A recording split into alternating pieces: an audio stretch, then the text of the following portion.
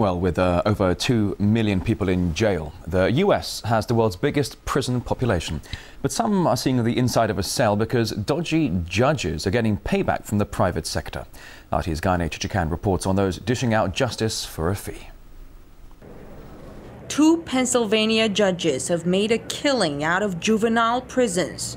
Mark Chivarella and Michael Conahan were convicted of receiving kickbacks for more than $2 million from the developers of several private detention centers. But the real crime, according to parents, is that these judges then sent more than 5,000 children to those very facilities for crimes as small as fighting on a school bus or posting a parody of their teacher on the web. My kid's not here, he's dead because of him! He ruined my life! Do you remember me? Do you remember my son? An all-star wrestler? He's good, he shot himself in the heart! Sandy Fonzo's 17-year-old son, Edward, was a budding student and sportsman when he was arrested at an underage party.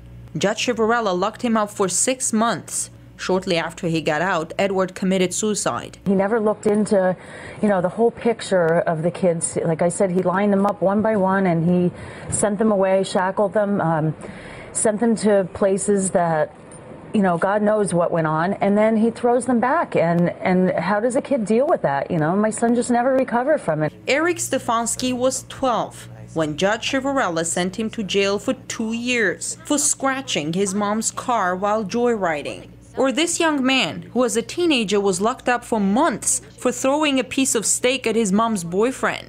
I really couldn't believe that being accused of something like throwing a steak was all that was needed to be put away. The case of the 2 Pennsylvania judges in bed with local private prisons could be just the tip of the iceberg. A recent report revealed America's largest prison corporations pour hundreds of thousands into the campaigns of governors, state legislators, and judges in the hope of advancing their agenda. And it seems to be working. The number of private prisons in the U.S. is growing rapidly. All of their money, every penny they get, is a taxpayer dollar that they get from the government. And so what they do is they get the money from the government to house prisoners, then they turn around and spend some of that money by giving it back to the politicians that push the laws and the policies that lead to both more people being incarcerated and more people being incarcerated in private prisons. So it's almost a money laundering of tax dollars. They're making contributions to judges in electoral politics. It's sort of like a closed circuit. You're making contributions to people who are making the laws, and then you're making contributions to people who are enforcing the law. With the number of prisons, up goes the number of prisoners. The U.S. has around 2.3 million people behind bars. We've seen prison populations pretty consistently over the last 3 decades move up a couple % a year. And, unfortunately, as a citizen, that's not the most exciting statistic. However, when you look at it from a business model perspective for the private operators, it's clearly good news. The good news for the prison business turned into a nightmare for thousands of underage victims of the 2 judges in Pennsylvania. There's an incentive in private industry, obviously, to make money. That's what private industry is for.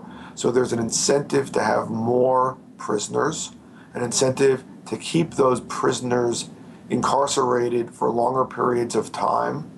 There's really no incentive for rehabilitation. The incentives are reversed. The so-called Cash for Kids case in Pennsylvania showed just how reversed the incentives can be, and raised the question, with judges actually interested in sending people away for longer terms and keeping their benefactors' private prisons full, what justice can one count on?